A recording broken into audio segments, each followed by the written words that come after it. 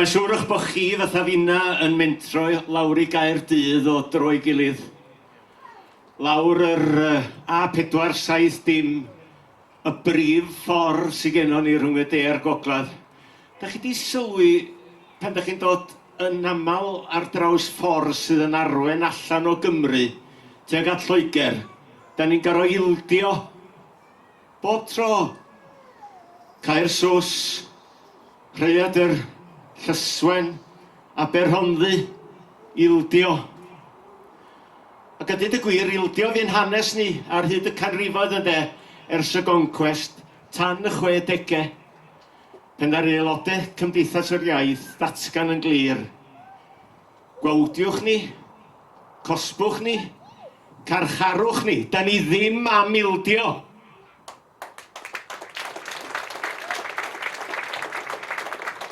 A diolch i'r aberth a wnaed bryd hynny.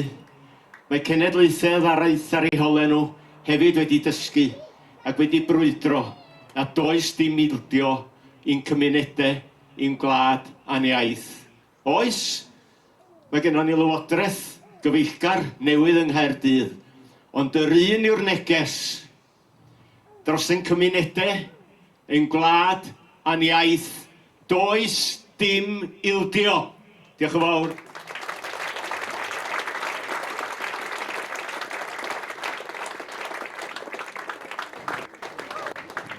Helo pawb.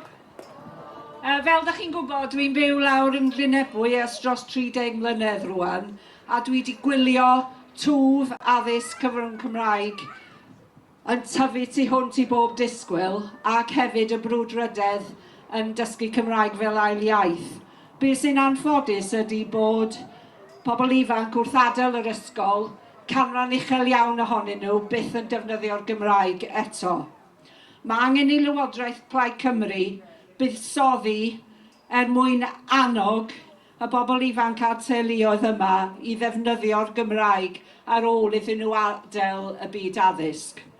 Mae angen cyfleoedd eang a chyffroes iddyn nhw defnyddio'r Gymraeg yn eu gymuned, I gymdeithasu trwy gyfrwng y Gymraeg, I glywed y Gymraeg o'i cwmpas yn ddyddiol, I sicrhau bod y Gymraeg yn weledol ym mhobman o'i cwmpas nhw. Ac mae gen I un apêl bach arall hefyd. Beth am I bob aelod o Senedd Cymru sydd yn siarad Cymraeg, gosod esiampl a defnyddio'r Gymraeg yn y siambr yn ddyddiol. Bydda hwnna'n hwb mawr I ni gyd. Diolch yn fawr. Diolch. Mae llawer o bobl ifanc mewn trefiol diwydiannol, ges i'n annog ac addysgu adal, os o'n i'n mynd I fod yn anturiaethus a llwyddo. Felly dyna nes I, heb fawr o lwyddiant a dweud y gwir. Cyn I mi ddod yn ddigon lwcus I gael fy annog ac ysbrydoli I ddeffro, agor yn llygyd ac agor y drws, a cychwyn canolbwyntio ar yr hyn sydd yn gryf ym Mro Ffestiniog, nid yr hyn sydd yn wan. A dyma dwi'n herio'r llywodraeth newydd I wneud. Agorwch y drws, cychwynnwch y sgwrs, darganfyddwch beth sy'n gryf ac arbennig am y cymunedau da chi wedi cael y fraint o'i wasanaethu. Ein cymunedau ni ydy gwir pwerdau sydd am tanio Cymru. Cymunedau llawn gallu, uchelgais, cariad a cyfleon, a fwy o potensial ac ynni na unrhyw pwerdu bondigrybwyll yn Môn neu canolfan data yn traws. Byddwch yn hyderus, byddwch yn ddewr yn eich penderfyniadau, dyrwch ffydd a rhannwch y baich a'r cyfrifoldeb efo'ch cymuned o cymunedau. Dwi'n erfyr arnoch chi I beidio cael eich dallu gan y malu cachu. Neu y berig ydy, yng ngeiriau Tom Nefyn, y peth yr ymledu I werbyn I hwnnw yr emdybygu yn ddi-ymwybod. Dyrwch eich ffydd ac adnoddau yn syth I cymunedau fel Greentown, Gwernos a Gwelchmai. Mae'r amser am strategaethu diffrwydd drosodd. Dyma'r amser I weithredu ar y cyd. Cofiwch, dydy'r cyfrifoldeb am ein dyfodol ddim yn eich dwylo chi. Mae'r cyfrifoldeb am ein dyfodol yn ein dwylo ni. Fel cymunedau ar draws Cymru, rydyn ni ar dan I rhannu'r cyfrifoldeb yma, a troi'r llanw dros y Gymraeg, ein cymunedau a'r cenedlaethau I ddod ymlaen. Pnawn da i chi gyd. Llanw, pentre bach gwledig eiconic yng Nghwm Sir Gyfyrddin, y pentre agosa i Banffos Belen. Yn 1963, fe wnaeth trigolion Llanw droi'r Llanw pan rwystro nhw gynllun Cyngor Abertawe i foddi'r pentre a chreu cronfa ddŵr. Heddi, yn 2026, mae Cyngor Sir Gyfyrddin yn bwriadu cau ysgol Llanw. Cau ysgol gynradd Gymraeg, cau ysgol ble mae'r plant yn siarad yn naturiol yn Gymraeg gyda'i gilydd bob dydd.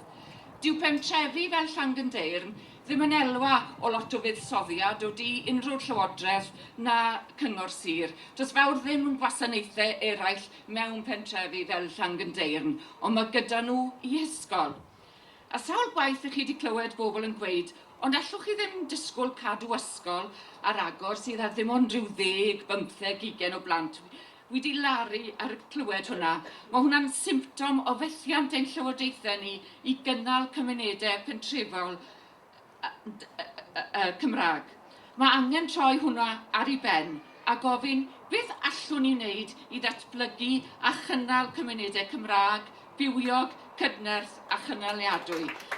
Wy'n galw ar yn llywodraeth ni a chynghorau Sir i gydweithio gyda chymunedau fel Llanw sydd eisiau brwydro i gadw i cymuned Gymraeg, i ganfod atebion dychmygus a chynaliadwy. Wy'n galw ar y llywodraeth a chynghorau Sir i weithredu'n bwrpasol ar draws meysydd economi, tai ac addysg, i gynllunio dyfodol i bobl ifanc a theuluodd yn eu cymunedau Cymraeg. A dyle ysgolion pentrefol Cymraeg fod yn gynolog i'r ymdrech hyn. Maen nhw'n asedau gwerthfawr ac yn rhan o'r ymdrech i droi'r Llanw. Cofiwch Llanw. Dwi'n byw yn Bethesda fel mae llawer o'ch chi'n wybod, ond mae yna dipyn o dai Airbnb yna erbyn hyn. A mae wir angen newid llawer o bolisia sy'n ymwneud ag ail dai. I ddechrau, mae angen cael gwarad o'r polisi sy'n caniatáu i berchnogion newid tŷ i letu gwyliau tymor byr heb ganiatâd cynllunio. Wedyn, bysa ddim rhaid cyflwyno erthygl 4. Dwi wedi bod yn gwneud gwaith ymchwil ar bolisi arall, y polisi sy'n golygu dydy llawer o berchnogion llety a gwyliau ddim yn talu trethi o gwbl. Dim treth gyngor a dim trethi busnes. Mae hyn yn golled revenue o miliynau o bunnoedd bob blwyddyn. 48 miliwn am y flwyddyn 2024 yn unig. Mae rhan fwyaf ohonoch chi wedi cael darn o bapur heddiw efo cod QR sy'n rhoi link i arwyddo'r ddeiseb ar-lein. Neu mae gen i fi ddeiseb bapur yma efo fi heddiw, i hynna well i chi. Os da chi heb wneud yn barod, plis newch chi arwyddo a'i rhannu efo teulu a ffrindiau. Diolch yn fawr.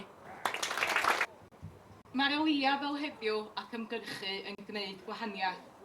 Gwelwyd hynny efo ymgyrch Hawl i Fyw Adra, hedyn a blanwyd gan Rhys Tudur o Gyngor Trenefyn yn Llŷn. Mi dyfodd a thyfodd ac yn y diwedd mi ddaru'r Llywodraeth gwrando. Gofynnwn i'r Llywodraeth newydd gadw ei cwist yn agos at y ddaear i ddeall be di gwir anghenion ein cymunedau Cymraeg.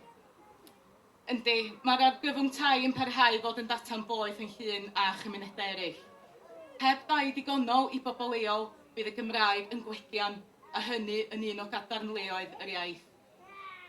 Mi fyswn ni'n gallu sefyll o fama i siarad am ein heconomi leol, addysg, amaeth, twristiaeth gynaliadwy, nid echdynol.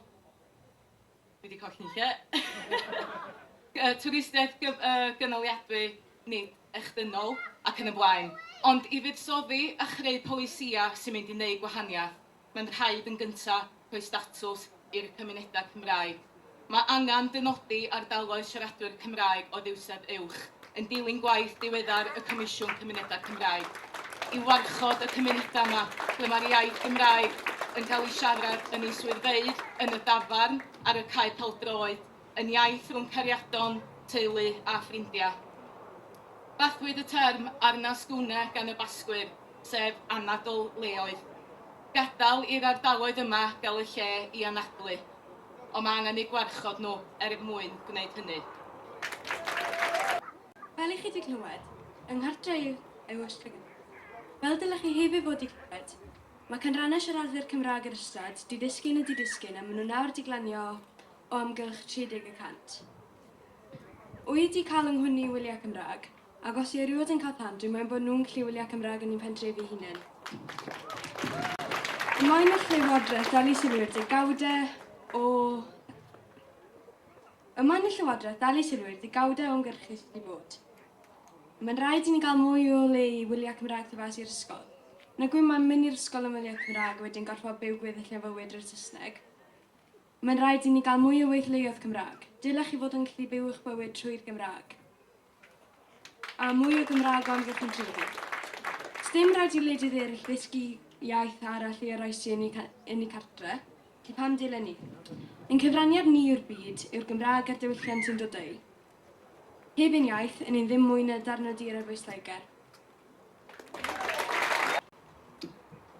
Meirion Llywelyn Davies dy'r enw, a dwi'n byw Bethesda. Ond dwi'n gweithio i Mentoriaeth Conwy. A mae gen Mentoriaeth Conwy 15 o bwyllgorau ardal. A pobl yn eu cymunedau sy'n gweithio dros y Gymraeg a cryfhau y Gymraeg yn eu ardaloedd nhw. Un o'r pwyllgorau yma di Pemachno.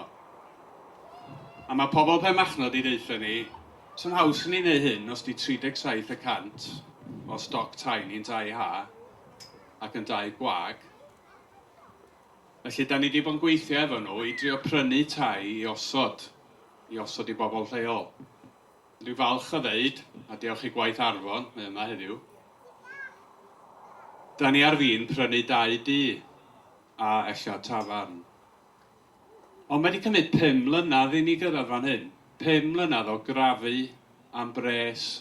Dwi'n teimlo fod ni'n crafu byw. Mae Gwlad y Basg, sydd yn wlad tebyg iawn i ni o ran poblogaeth canranna, yn gwario 600 miliwn ar y iaith Basgeg.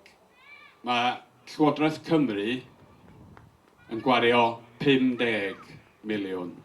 Da ni fel Menter Iaith ddim wedi cael cynnydd sylweddol yn ein cyllid craidd ers 15 mlynedd. Wan, tra fod ni yn cael 500 punt y pen mewn pres is-adeiladwaith a datblygu gan San Steffan, mae'r cyfartaledd Prydeinig yn 1000 o bunnoedd. Mae'r cyfartaledd De-ddwyrain Lloegr yn 1500. Mae gennym ni ddigon o strategaethau, mae gennym ni ddigon o argymhellion gan y comisiyna. Mae'r pan i'r dŵr, i'r pan sred y dŵr maen nhw'n deud, wel mae'n hen bryd i ni cael chydig y dŵr mae i troi fel un yn hunan. Fi yma yn cynrychioli bro Steddfod y Garreg Glas. Mae Steddfod yn dod i bentre agos iawn at lle fi'n byw. Yey, hooray! Ydy am hwnna'n gret, ond mae digon o wmed da cyngor Sir Benfro i wahodd Steddfod, cynnal Steddfod yn gogledd y Sir, a cael ysgol. Be, 8 milltir o lle byddwch chi ar y maes? A i wedi gwir, 4 milltir o lle fyddwch chi pan fyddwch chi'n dod i gigs Cymdeithas yr Iaith yn ystod yr wythnos yn Crymych. Ond ie, fel fi'n gweud, mae digon o wmed da cyngor Sir Benfro i gynnal Steddfod a cael ysgol. A ddim just cael ysgol, ond adeiladu tai yn yr un pentre. Ta beth, yn lwcus iawn, bod cyngor Sir Benfro yn meddwl bod Steddfod a bod y Gymraeg ond yn perthyn i un wythnos y flwyddyn, sef wythnos Steddfod. I ni gyd yn gwybod nad rhywbeth ar gyfer wythnos Steddfod, nad rhywbeth just ar gyfer y rali yw Gymraeg yn cymunedau Cymraeg ni. Ni hefyd yn gwybod nad dim ond i bro y Garreg Glas a cymunedau Gogledd Sir Benfro. Mae Gymraeg dim ond fyna, mae cymunedau Cymraeg. Hyd yn oed yn Sir Benfro, gwelodion y Sir, mae gyda ni botensial i gael cymunedau Cymraeg. Felly, chi gyd yn dod o gymunedau, rhai ohonyn nhw yn gymunedau Cymraeg, sydd falle yn wynebu dirywiad, falle yn brwydro. Mae rhai ohonoch chi yn dod o gymunedau sydd ddim yn rhai traddodiadol Cymraeg, ond mae potensial a mae gobeith iddyn nhw gyd ddod yn gymunedau Cymraeg. A i ddangos na, fi'n mynd i wahodd chi gyd i ddod ar y car pêl-drod, a ni'n mynd i gael be ni'n galw yn Porthmadog Wave. Ti'n debyg iawn i Mexican Wave. Byddwch chi gyd wedi cael cerdyn coch, gobeithio, wrth i chi gyrraedd, sy'n gweud, mae'n bryd troi'r llanw dros y Gymraeg. A ni'n mynd i ofyn i chi i lein o lan ar hyd y llinell wen fan hyn, a pan fyddwn ni'n gofyn i chi, byddwch chi'n codi'ch cerdyn fel ton Mexican Wave neu ton o alwad dros y Gymraeg. Wrth i ni